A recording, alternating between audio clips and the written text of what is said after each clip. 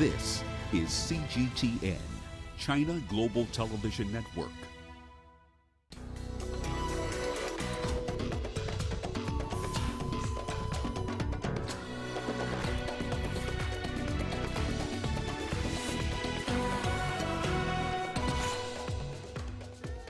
Emotions run high as funerals for the victims of a tanker blast get underway in Tanzania.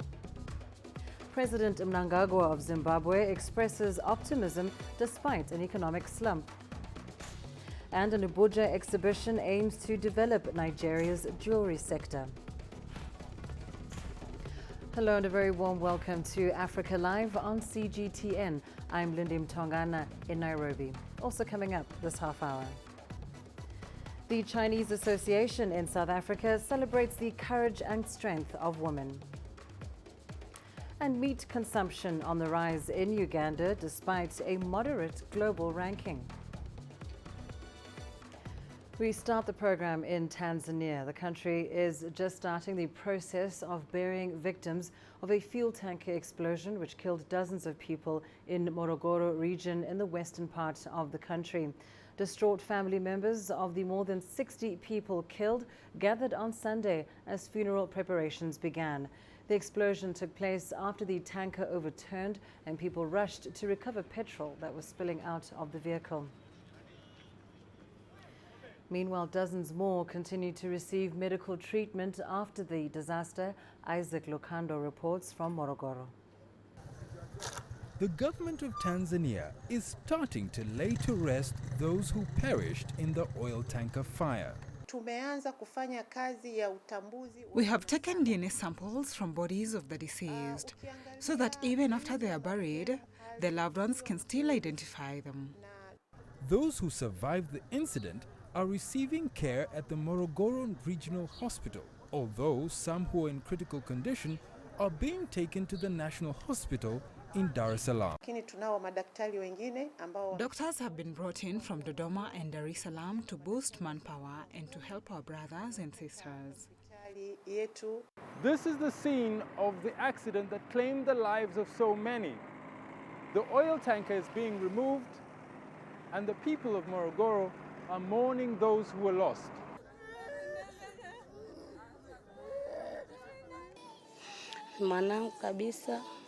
My eldest son, who has left a wife and 2 children, left home in the morning and went to work.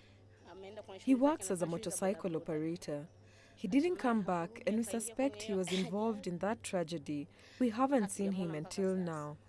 As Tanzania reels from this incident, the key question remains: what can be done to make sure events such as these are a thing of the past? Isaac Lukando, CGTN, Morogoro. Let's head to Zimbabwe now, where President Emmerson Mnangagwa is optimistic about Zimbabwe's economic future, even as the country experiences an economic slowdown and hyperinflation. At the same time, though, the president does admit that his time in power has not been a smooth ride. However, he says progress has been made in implementing economic reforms and easing the country's international isolation. Mnangagwa replaced long-serving President Robert Mugabe in November 2017, but has not been able to lift the country out of an economic slump. Currently, the country is experiencing 18-hour power cuts. Farai Makutoya has more. A year after winning contested elections, President Emmerson Mnangagwa has seen his country slip into recession, return to hyperinflation, and continue to battle shortages of fuel and electricity. However, the Southern African nation's leader insists the country is on the right path and has made remarkable progress. He's highlighted the international re-engagement which has seen the country restore relations with some Western governments and pitch itself as a destination for foreign direct investment. Under his administration, Zimbabwe has also managed to achieve a budget surplus, an unprecedented feat that he says bodes well for a bright future and that will deliver jobs and prosperity. Many in Zimbabwe had hoped to turn a new leaf after last year's polls, but economic recovery has been hampered by a drought that's left nearly half the population food insecure and a cyclone that devastated the eastern part of the country in March. Political tensions also remain high, but President Mnangagwa has begun a national dialogue which is aimed at healing the rifts. Farai Mwakutuya, CGTN, Harare, Zimbabwe. The Ethiopia-Djibouti Railway has secured more than $20 million in revenue from its freight and passenger train services over the past 8 months. The 750-kilometer stretch between the two countries is the first fully electrified cross-border railway line in Africa built by China. Other projects such as the Adama Industrial Park, located southeast of Addis Ababa, are also expected to contribute significantly to Ethiopia's economy. CGTN's Amy Mtongana has more. The passenger train passes through 19 stations in just 15 hours. Director General Engineer Tilahan Sarkar says the first year of operation has been promising as the railway managed to operate 800 trains. We don't have enough skill and the knowledge at the initial stage, so we are working with Chinese international railway operating companies as our management contractor. And we started operations since January 2018. The first year operation, which means 2018, is really promising. We managed to move some 800 trains, and we earned a revenue of around $35 million. Djibouti is important to landlocked Ethiopia, which currently imports and exports nearly 90% of its goods through its port. This railway as the economic corridor. This railway is related to your industrialization, to your urbanization, to your development. And I understand 9 industrial parks out of 15 are along this rail line. So this is not just a line, this is a corridor. And we do believe that this corridor can be, I would like to use the word, game changer for your economic development. The railway is expected to contribute to the industrialization and diversification of the Ethiopian economy. Chinese-built Adama Industrial Park, commissioned in October last year, has also attracted international companies specialized in textile, clothing, as well as machinery production. All this is in contribution towards the country's growth and transformation plan. Amy Mtongana, CGTN. On to health matters now. The World Health Organization has announced that over 1,300 people have received Ebola vaccinations in the city of Goma in the Democratic Republic of Congo. The latest outbreak of the disease has claimed the lives of about 1,800 people. Efforts to contain the virus have been hindered by community resistance in some areas, but also largely due to insecurity arising from militia violence. No new confirmed cases have been reported in Goma since the WHO's latest report delivered earlier this month. Let's take a short break now. Here's what's still ahead on Africa Live. The Chinese Association in South Africa celebrates the courage and strength of women. And an exhibition in Abuja aims to develop Nigeria's jewelry sector.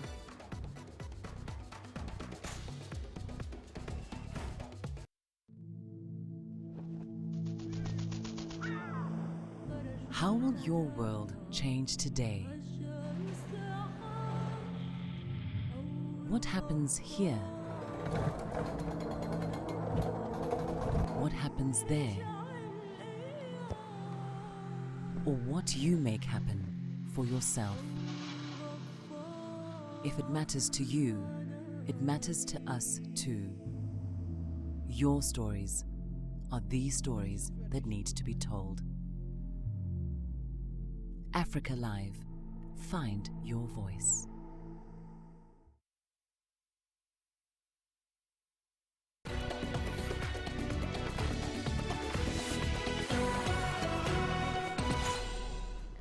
National Women's Day is celebrated in South Africa in remembrance of the 20,000 women who marched to the Union buildings in defiance of apartheid laws back in 1956. The pass law required one to carry an identification document that restricted black people's movement. This year, the Cape Town Chinese Women's Association hosted an event to commemorate the day and celebrate women's courage and strength in the country. Various forms of entertainment took center stage as a platform for cultural exchange between Chinese and South African women, including song, dance and delicacies. Messages of encouragement and support also flooded in as people celebrated the day while acknowledging decades of gender struggle. Still in South Africa, Black-owned Blackbird Books is hosting Black Girls in Literature to celebrate Women's Month. The event showcases Black authors from around the country and the diaspora. It's all about celebrating Black stories and Black excellence. CGTN's Lindy Mtongana has more. Buy local, buy black. Thabiso Mahlape is the brains behind the Black Girls in Literature concept or project. Mahlape is a young Black woman who started her own publishing company to promote the work of new Black writers. So I started off by publishing what I knew. The one thing that I always talk about is I publish the stories that I know, then that I relate to, and those are Black stories. So I started doing that while I was employed under Jacana Media, and then when it became clear that my work was quickly developing a focus, then they offered me the chance to open Blackbird Books and to be incubated by them. So that's how it started. I did it because it was the only natural thing to do. Mahlape's publishing company is called Blackbird Books. Blackbird Books is unapologetically about Black people's stories. Stories that are told by us, for us, and about us. To open the floodgates for more distinctive voices. Hence, hosting these kind of events is key, and she's not alone in her journey. I think for a long time, the power of our own stories has been in the hands of people who don't know us, don't love us, don't appreciate us, couldn't really be bothered with us at all. And so gatherings like this is actually just for us to empower ourselves, right? For us to commune and for us to be together and celebrate one another and celebrate our stories. At the time Mahlape got into publishing in 2009, there was no real extensive list of literature by Black people in this country. And the understanding in many boardrooms was that Black people simply didn't or don't read. Things have changed drastically. Look, so what we have now is we've got not only Black books, but Black readers as well, and that are visible and that are everywhere, and that you can count them, you can see them, you can touch them. She's now keen on ensuring distribution to the rest of the African continent. So the thing now that we need to work on is the distribution into Africa, because our publishing here in South Africa is so Eurocentric that no other publishers here have really invested. They've tried, and it was too much admin, and then everyone left it. Mahlape says the multitudes of Black stories that exist need to be told. Lindy Mtongana for CGTN in Johannesburg, South Africa. Well, this weekend, Muslims are taking part in Eid AlAdha festivities. It is one of 2 Eid celebrations hosted each year. Yasser Hakim looks at how Egyptians have been spending the 3-day fest. The day begins early in the morning as Muslims flock to the mosques around the country for the Eid prayers just after sunrise.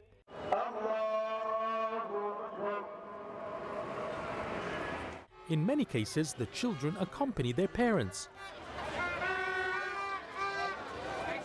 And after the prayers, the families gather at the parks for a morning picnic. After we finish here, I will be visiting my relatives and then take my young brother and sisters out, maybe to the movies. The Eid in Egypt is like no other place. We finish prayer and just outside the mosque there is a DJ playing. You feel like in a carnival atmosphere. I've never seen anything like it in any Arab country. It's a lot of fun. A morning stroll on the Nile or a boat ride is also a popular outing before the noon heat wave strikes. To encourage social solidarity, well-off Muslims are required to sacrifice a sheep or a cow. They would keep a third of it, and the 2/3 would be distributed to the poor who cannot afford it. Therefore, the Eid is a busy time for butchers. The demand on sheep is less than last year. This year, we sold more cows than sheep because the meat is cheaper.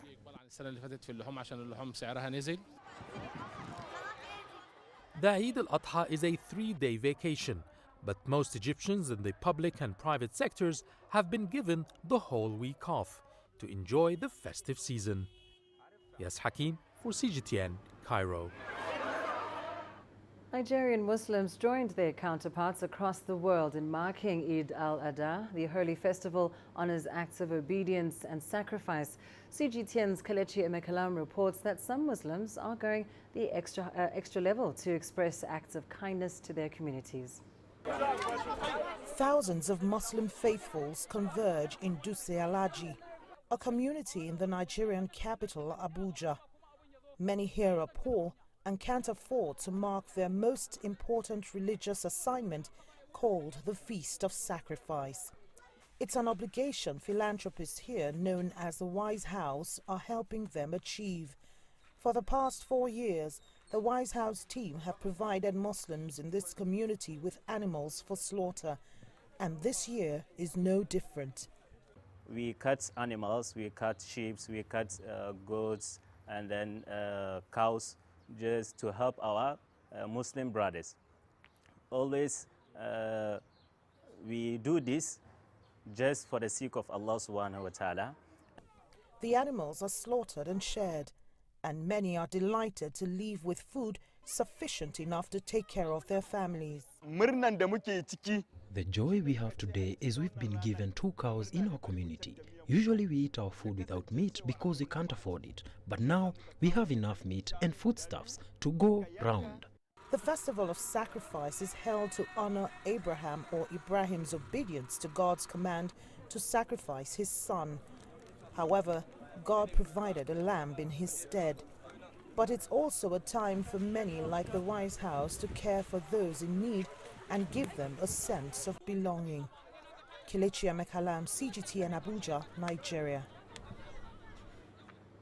Now, Ugandans may not be among the world's biggest carnivores, but there sure is a huge love affair with meat in the country. From meat festivals to the popular evening barbecue spots, there is an unwavering enthusiasm for meat, as Leon Senyange reports. The chicken, the beef, and the pork all make for the savory sight. Meat festivals are now the in thing in Uganda. People roast in a different way, they spice in a different way. So here you get to taste on, different kinds of, roasting or grilling or spicing. Barbecues are also an evening staple for many. David Owekamu has been roasting pork for 15 years now. He never runs out of customers. The quality is what matters in life. And again, it is affordable. For almost everybody, doesn't matter the class.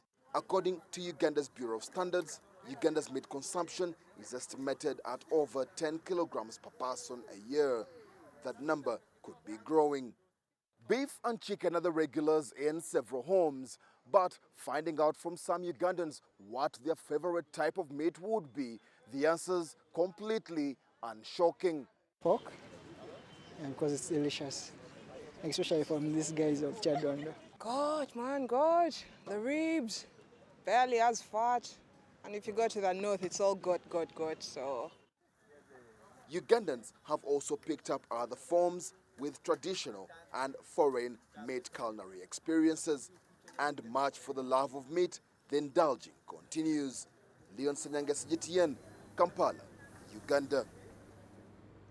The African Gems and Jewelry exhibition has opened in the Nigerian capital Abuja, with exhibitors showcasing their finest jewels to potential investors. But as CGTN's Kelechi Emekalam reports, Nigeria has yet to fully benefit financially from trade in its gemstones. A runway display of some of Nigeria's jewelry and precious stones.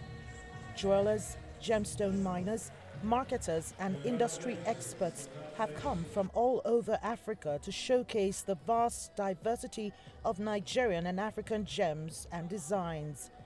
The idea is to stimulate trade in the sector enough to contribute significantly to Nigeria's GDP.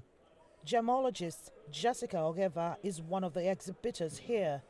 She started hand-making her jewelry 6 years ago, and now her brand has gone beyond the shores of Nigeria. We've been able to have customers from the UK, from different countries in Africa, as well as even from China. Precious stones like emerald, zircon and sapphire are among several that could be money spinners for the country.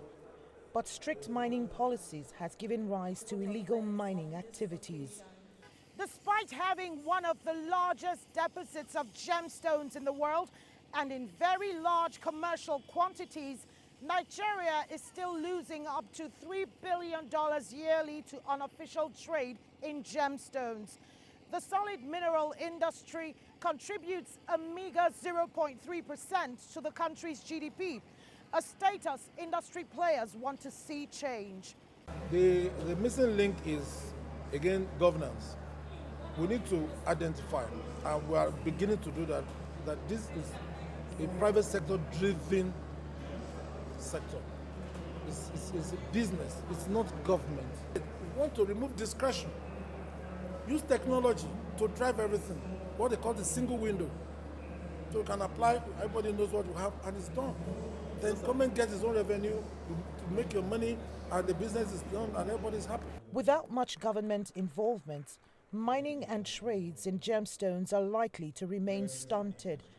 Global projections for the industry is estimated at 4.73% growth a year and could be worth over $443 billion by 2020. The exhibition is focusing on developing the sector to improve processes along the value chain and birth great African brands that could compete globally. Kelechi Emekalam, CGTN Abuja, Nigeria. Coming up in your sports news. Gabonese forward Pierre-Emerick Aubameyang nets the sole goal in Arsenal's 1-0 win over Newcastle in their opening fixture of the English Premier League. Africa, where champions are made, records are broken, legends are born. We're there for every goal, for every knockout, for every step of the way.